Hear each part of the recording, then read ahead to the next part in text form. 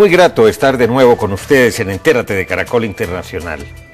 ¿Qué pasa con la justicia en Colombia? Bueno, como en muchos otros países, en unos con más problemas que en otros, pero es que hay una tormenta en Colombia a raíz de los viajes de la presidenta de la Corte Suprema de Justicia, viajes constantemente al exterior, con autorización, viajes perfectamente legales, y no solamente por ese hecho, sino por muchos otros que han llenado la copa de la opinión pública. Ha sido como se rebosó el tema de la justicia, particularmente con algunos magistrados de las altas cortes y también con el represamiento, por supuesto, de los procesos judiciales y también, naturalmente, con el hacinamiento espantoso, indignante en las cárceles de nuestro país.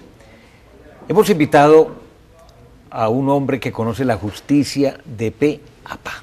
Empezó como notificador, él es abogado, por supuesto, ha sido juez, magistrado, procurador, fiscal, mejor dicho, todas las posiciones habidas y por haber, no solamente en la rama judicial, sino en otras del poder público. Es un prestigioso abogado, es profesor de la Universidad Externado de Colombia. Hoy está más de observador y analista de la cosa pública y es el doctor Alfonso Gómez Méndez. Bienvenido. Darío, muy grato estar otra vez aquí en Entérate y a ver si nos enteramos de algo con Darío. Bueno, y con usted, doctor Alfonso Gómez, naturalmente, porque eso es dando y dando, ¿no? Hay en este momento crisis en la justicia colombiana. Es que leía un artículo del expresidente de la Corte, el doctor Jaime Arrubla Pacar, diciendo que se ha hecho demasiado escándalo con lo de los viajes de los magistrados, pero que la justicia en Colombia funciona. Bueno, claro que yo leí una cosa distinta. Veo que usted leyó una columna del Siglo, del doctor Arrubla. También leí una suya en El Tiempo. No me voy a referir a eso, no. Leí una entrevista que le hizo a la periodista María Jimena Duzán, sí, el doctor Arrubla Pacar, en El Siglo, que es un poco, en la revista Semana, perdón, que va en sentido distinto, ¿no? Mire, yo creo que la justicia no es que esté en crisis ahora por este tema de los viajes, por este tema de las pensiones, no. Yo creo que hemos tenido dificultades, como usted lo notaba, Darío, al comienzo, en muchos países del mundo. Ese es un tema casi, está ahí, es un tema permanente. Pero yo creo que en Colombia lo que ha faltado es una actitud seria de la clase política frente al tema de la justicia. ¿Qué entiende por clase política? ¿También el Ejecutivo? El Ejecutivo, el Legislativo, sobre todo el Legislativo. El establecimiento, Aquí la gente deja de lado lo que pasa, por ejemplo, con la formación de los abogados. Nosotros no nos hemos querido dar cuenta. Esta proliferación, por ejemplo, de universidades, en donde la gente no está recibiendo la formación ética, profesional, adecuada. Todo eso tiene una repercusión.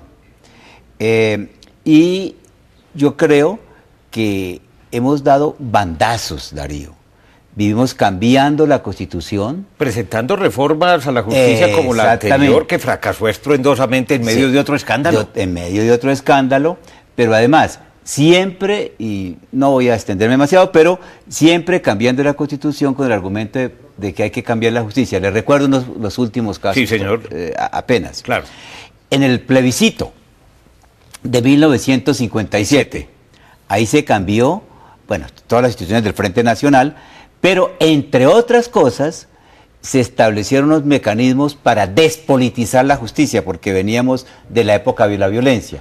Esos mecanismos fueron la paridad, que era que los jueces solamente puedan ser liberales y conservadores, cosa que no era muy democrática, la cooptación en la Corte Suprema de Justicia, que funcionó durante yo creo un que tiempo. funcionó y funcionó relativamente bien.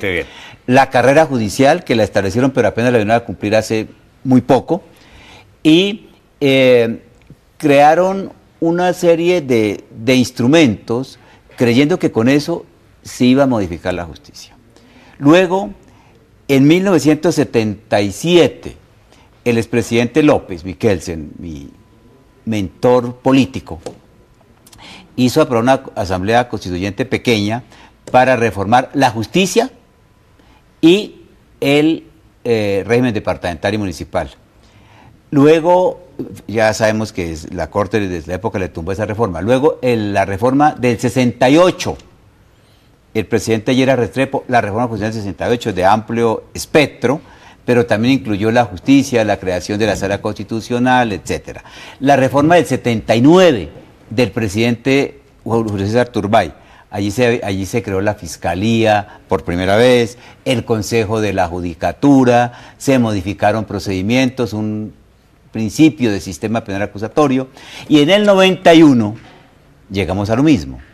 Y yo creo que la cuestión del 91 en muchas cosas cambió el país para bien, pero en el tema de justicia, mire, lo que estamos viendo hoy... Con el sistema penal acusatorio. Exacto. Es un desastre. Es un desastre. Claro que tengo que aclarar que la fórmula de la Constitución del 91 en ese sentido era buena, relativamente buena. Lo que se hizo después, en el 2005, que cambiaron un sistema mixto que nosotros teníamos, fue lo que creó ese desastre. De eso seguramente tenemos tiempo después de volver.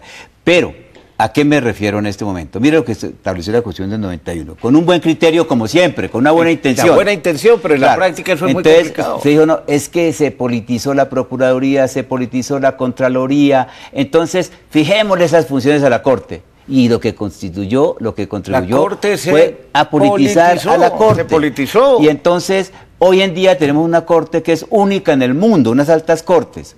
¿En qué país del mundo los magistrados se dedican a hacer cosas distintas, a fallar?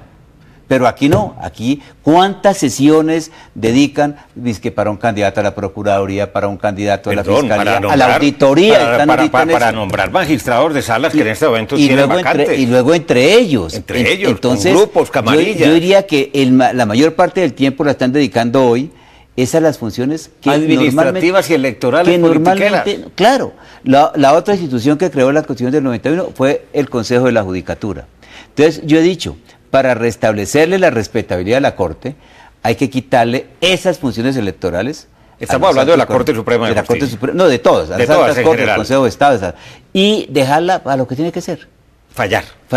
Una Corte de Casación, un Consejo de Estado como Tribunal Supremo de la Constitución Administrativa, una Corte Constitucional como guardiana de la Constitución, y nada más. O sea, están siempre lo que usted dice pareciera tan fácil. ¿Y por qué no se ha hecho? Porque es como tan fácil, es como tan obvio. Porque es que esto es, yo no sé, en algún momento hubo resistencia de los magistrados. Yo en eso, Darío, llevo en esta cantaleta hace mucho tiempo. Pero no le hacen caso. Diciendo, quitémosle las funciones electorales a la Corte. Eso, mire, en los altos tribunales hay gente muy buena, y en los juzgados y en todas partes. En términos generales, el Poder Judicial está integrado por gente muy buena, muy dedicada, muy sana, muy proba, muy docta, en términos generales. Y mal pagada en términos generales sí, también. No, pero a nivel de altas cortes no están mal pagados. No, ahí los privilegios ahí no están mal pagados. Enormes. Ahí están muy bien pagados. Pero quitémosle esas funciones. Comencemos por ahí, Darío, comencemos por ahí. ¿Quién le quita esas funciones electorales? Hay que hacer una reforma constitucional. Ahí es donde se va en el Congreso. Porque ni siquiera en la reforma de la justicia habían logrado hacer eso, que fue lo que pasó como si hubiera reforma de la justicia. Porque precisamente a los magistrados les habían ofrecido ampliarle los periodos y la edad de jubilación. Claro. Ahora, otra cosa. Yo pertenezco a una generación para la cual el llegar a la Corte Suprema era lo máximo en la vida. Ahí terminaba prácticamente la vida ahí se terminaba una carrera. Como en Estados Unidos. Claro, y por eso es que los magistrados de la Corte salen casi siempre para el cementerio en los Estados Unidos. No es que les esté deseando mal a los actuales. Aquí salen a montar oficinas, ¿no? O a otras cosas. Entonces, yo digo, hay que aumentar la edad de ingreso y de egreso.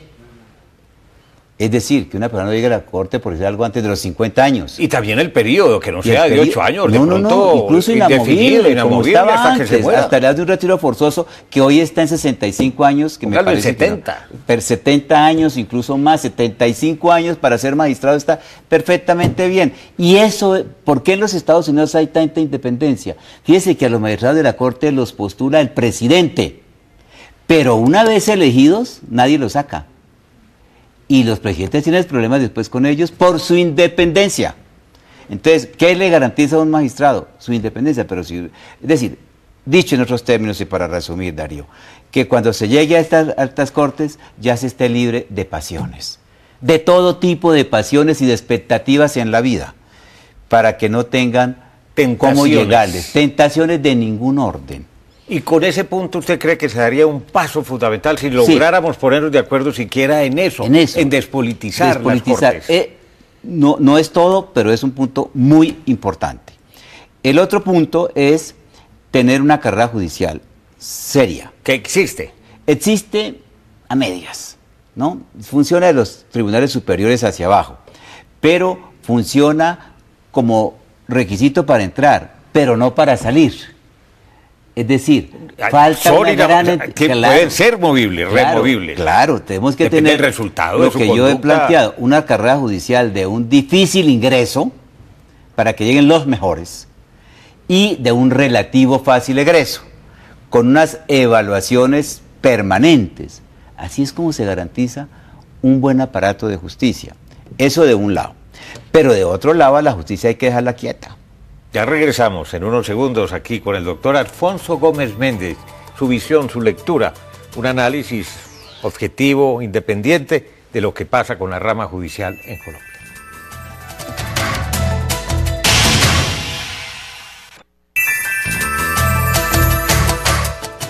Regresamos con el exfiscal, ex procurador, ex magistrado, ex embajador, ex candidato presidencial 3 veces, un académico, Alfonso Gómez Méndez, lo único que no fue expresidente de la República, pues lo intentó 3 veces. Doctor Gómez Méndez, ¿qué quería decir usted con dejar a la justicia quieta? Es decir, que no estemos cambiando los códigos con tanta, y las leyes con tanta precipitud y con a la luz de coyunturas, irresponsabilidad, que dejemos de cantar lo que hay, de que no estemos, primero, utilizando el Código Penal como solución para todo. Mire el tema del hacinamiento penitenciario. ¿Por qué se habla de hacinamiento penitenciario? Claro, el Estado ha sido incapaz de construir buenas cárceles, cosa que no debería ser difícil. Son tantos los delincuentes. Cosa que no debería ser difícil. Pero ¿qué pasa, Darío? Que es que también las cárceles están llenas de gente que no debería estar. ¿Por qué? Porque a veces hasta por presión de la opinión pública todo el mundo dice cárcel, cárcel, cárcel. Y esa no es solución. Y esa no es solución. Ese sistema que montaron dizque con la idea de que la gente pudiera asumir desde la casa el juicio, cosa que puede ser posible en muchos casos, pues se ha convertido en que ahora hay muchos más presos preventivos que antes. Y entonces el Congreso cambia los códigos, aumenta las penas. Y no soluciona el problema. Y no soluciona el problema. Entonces se requiere una política integral clara, se requieren normas estables. Yo siempre digo, y tengo la imagen de mi profesor y maestro Alfonso Reyes Echandía, que nos dictaba la clase del Código Penal con un código de Temis, así de pequeñito. Hoy en día un profesor de Derecho Penal tiene que entrar con una volqueta, ¿no? Con todas las leyes que cambian los congresistas. El Congreso también tiene que enseriarse en esto. Yo creo que son muchos factores, pero ninguno difícil, Darío. Casi que de sentido común a la luz de los resultados. Durante mucho tiempo se decía que el problema de la justicia era la plata. Hoy en día no. Yo creo que el Estado ha avanzado mucho. Yo diría del gobierno Barco, gobierno Gaviria. Hay más presupuesto, hay mejores salarios. Uribe, el presidente Santos. Cada vez la justicia ha tenido más recursos tecnológicos. Ahora, ¿alguna otra fórmula se le ocurre, se le antoja para enfrentar integralmente el problema en la justicia? Yo creo que la Facultad de Derecho es clave, de eso ya hablamos. Un tema clave. Yo creo que la carrera judicial también de que hablamos es un tema clave. Yo creo que simplificar los procedimientos.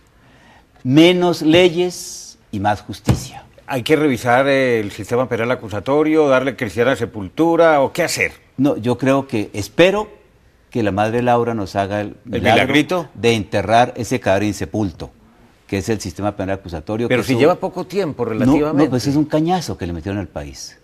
Nos engañaron, nos dijeron que se iba a gestionar. Clásico cañazo, en donde también el Congreso aprobó la carrera, aprobó la carrera y transportaron un sistema que más o menos puede funcionar en los Estados Unidos con la cultura americana, Darío, con la cultura de negociación, que no tenemos nosotros, de estar negociando penas. Pues allá negocian porque parten de 2 cadenas perpetuas y le rebajan 1, 3 penas de muerte y le rebajan 2 y ahí siguen negociando. Entonces, cuando eso no era para este país, eso no era para este país, y la justicia se ha limitado a administrar sapos. Es decir, yo siempre cito al maestro de Chandía su frase que es muy repetida, que legislan para Dinamarca cuando están en Cundinamarca. Ahí está dicho todo. La posición de Alfonso Gómez Méndez dio muchas respuestas, muchas soluciones, pero todas para que se implementen y se lleven a la práctica dependen de la voluntad política del Ejecutivo, del Congreso, del establecimiento en suma. Si queremos justicia, tenemos que avanzar, no retroceder, porque hemos retrocedido. Doctor Alfonso Gómez Méndez, muchas gracias. Darío, muchas gracias. Y no se vayan porque en segundos vamos a hablar de la selección colombiana de fútbol, del fervor patriótico, casi que enfermizo, positivo, patriotero, pero maravilloso, la alegría y la ilusión del pueblo colombiano por regresar después de 16 años a un mundial de fútbol, Brasil 2014. Estamos en la puerta.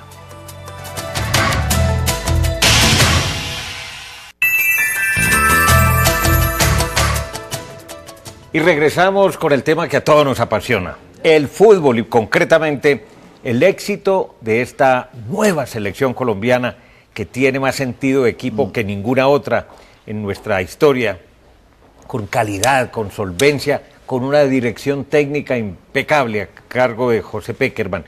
Cuando arrancó la eliminatoria y se dieron los primeros resultados, nos dimos cuenta que no íbamos a llegar de nuevo al Mundial.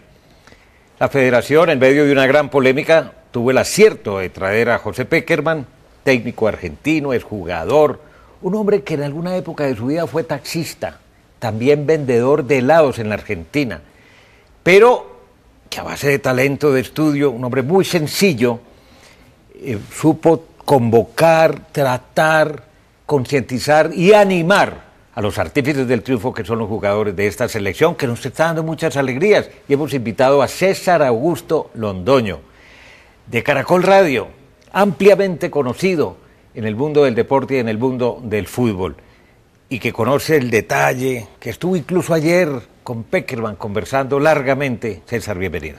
Darío, un honor, muchas gracias. ¿Estamos en las puertas o no? Estamos, yo diría que estamos adentro, estamos clasificados. O sea, ya estamos en repechaje. En repechaje, porque en la eliminatoria pasada el quinto clasificó con 24, que fue Uruguay, y en la antepasada con 25, y eran un equipo más, 2 partidos más. O sea que con 23 puntos estamos en repechaje mínimo. Ahora, con un empate prácticamente ya estamos entre los 4. Sí, aunque todavía faltando 3 jornadas, si empatamos frente a Ecuador, aunque yo creo que se le puede ganar porque es local, es muy duro el partido. Yo creo que con 24 estamos asegurados matemáticamente. Y nos quedan unos encuentros, algunos un poquito más fáciles que otros, contra Paraguay en el cierre, que teóricamente tendríamos que ganar. Y además contra Paraguay siempre nos va bien, además vamos a encontrar una Paraguay destrozada, eliminada, sin motivación. El de Uruguay va a ser muy bravo allá en Montevideo, sí, y el de Chile también va a ser muy bravo aquí en Barranquilla. Pero este es un equipo bueno, es tan bueno que va a segundo en la eliminatoria, y que si llega a ganar frente a Ecuador, Argentina descansa y lo iguala en puntos en la primera posición. Ah, ese dato es bien interesante, nadie lo ha tenido en cuenta, el descanso próximo de Argentina y la posibilidad de que Colombia, y por qué no, le hemos ganado en otras oportunidades y le gane al Ecuador. ¿Qué tiene esta selección de Pekerman que no han tenido las otras esas? A ver, Darío, yo creo que lo primero es que las otras selecciones fueron buenas, nos clasificaron a 3 mundiales, estuvieron bien dirigidas, pero teníamos un manejo demasiado parroquial, había demasiadas licencias, no se cuidaron los detalles y nos agrandamos en un determinado momento. La del 94 creyó que iba a ser campeona del mundo. ¿Lo creyó? Fue campeona antes del Mundial, llegamos, perdimos el primer partido y no pudimos resolver el tema. Si le hubiéramos ganado a Estados Unidos, hubiéramos podido seguir avanzando como avanzó la del 90. Esta es una selección que tiene madurez. Esa de antes era muy calidosa, muy talentosa, pero no tenía madurez porque los jugadores actuaban en Colombia. Esta ya sabe lo que es jugar una Liga de Campeones, una Copa Europea, lo que es ser campeones. Un jugador como James Rodríguez, que acaba de cumplir 22 años, tiene 4 títulos, 3 en Europa y 1 de Europa League.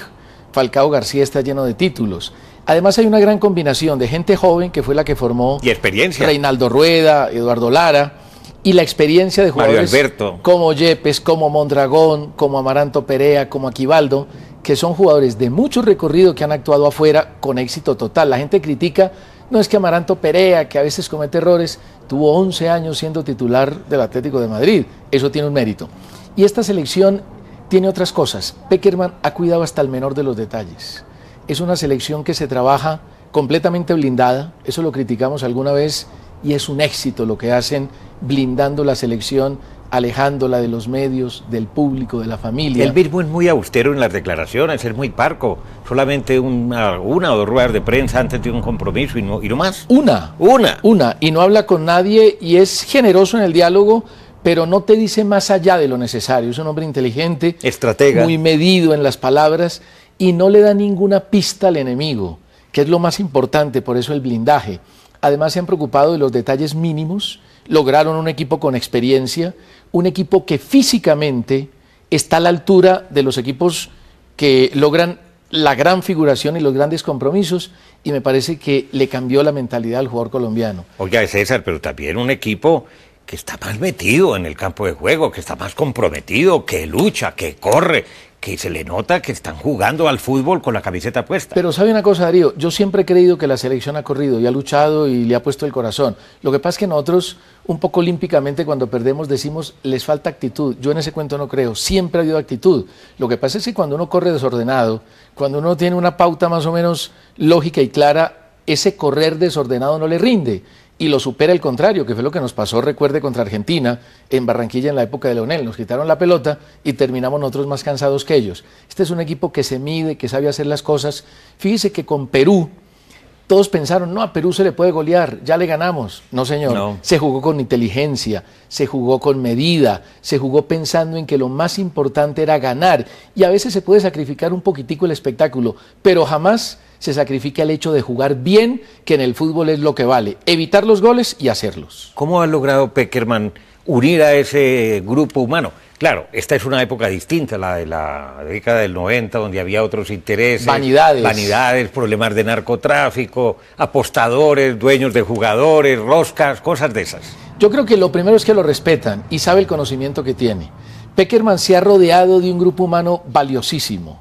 Tiene un grupo humano con preparadores físicos, con trabajadores de defensa, de ataque, con psicólogo, que tienen... gente que ve los partidos, le sigue el rastro a los jugadores, toma nota, saca videos, analiza. Hay un periodista, Gaby Waning, que trabaja con Pekerman desde hace mucho tiempo, que hace eso. Está permanentemente viendo los rivales, midiendo al centímetro lo que hacen cada uno de los equipos contrarios. Nosotros en otra época no nos importaba lo que tenían los demás. Los jugadores me contaban alguna vez que cuando enfrentamos a Rumania en el Mundial del 94, nadie sabía ni siquiera dónde quedaba Rumania, nadie sabía cuál era la capital de Rumania y menos quién era Hagi, que nos hizo la fiesta. Este equipo sabe al dedillo quiénes son los rivales, cómo hay que marcar, cómo hay que jugar, está perfectamente metido en el cuento y ese cuerpo técnico ha armado una estructura realmente impresionante. Esa es la gran diferencia y eso es lo que tenemos que valorar y apreciar, porque es la nueva manera de enfocar y llevar a mucho más lejos a una selección como la de Colombia. Hablemos de ese futuro. Supongamos, como yo también lo creo, que Colombia clasifica y va al Mundial de Brasil. ¿Cómo será ese papel? ¿Cuál cree usted hasta qué instancia seremos capaces de llegar? En eso hay que tener en cuenta una cosa que dijo Maturana, que es un viejo zorro que tiene toda la experiencia. Dijo, hay que ir pisando despacio, sin creer que somos los mejores del mundo. Que no lo somos. No lo somos. Cuando clasificamos a un Mundial, encontramos selecciones como México, que ha estado en 13 mundiales de fútbol y no ha podido pasar de cuartos de final. Llegar a una instancia superior es muy difícil. Entonces lo primero es medir los partidos muy bien. Un mundial es otra cosa, ahí se necesita historia. Yo le preguntaba a Pekerman, ayer que tuve el privilegio de hablar con él, me decía, mire, se necesita historia, se necesita madurez, se necesitan tener todos los detalles. Humildad y sobre todo que el equipo está en un buen momento. A veces el susto, el miedo escénico aborda a los jugadores y se pierden muchos años de trabajo. Yo creo que en eso la selección tiene un gran equipo y en un mundial, si hacemos las cosas bien, si no nos creemos en el cuento, si somos humildes y si trabajamos, puede pasar cualquier cosa en la primera ronda. ¿Cuartos de final? Darío, lo importante es llegar. Yo no pienso si en cuartos, si en segunda ronda. Ya si llegamos, tenemos un premio enorme. Nosotros solo hemos ido a 4 mundiales en la historia. Hace 16 años no llegamos a un campeonato del mundo. Clasificar en esta oportunidad ya es un premio que le entregaría a Pekerman y a los jugadores todos los aplausos. Después veremos, todo será ganancia. Muy bien, y ese premio no lo merecemos, se lo merece la afición, que ha tenido paciencia, que tiene una ilusión y una alegría desbordada y vale la pena seguir acompañando a nuestra selección con realismo, con humildad, pero con mucha alegría y con mucha esperanza. César, muchas gracias. Darío, muchas gracias y un honor. Recuerden que ustedes pueden seguirnos en Twitter a través de nuestra cuenta @entératecaracol, también puede escribirnos a través del correo electrónico enterate@caracoltv.com.co y visiten nuestra página web www.noticiascaracol.com/entérate. Allí podrá participar en nuestros foros y acceder a todos nuestros capítulos completos. Los espero como siempre la próxima semana.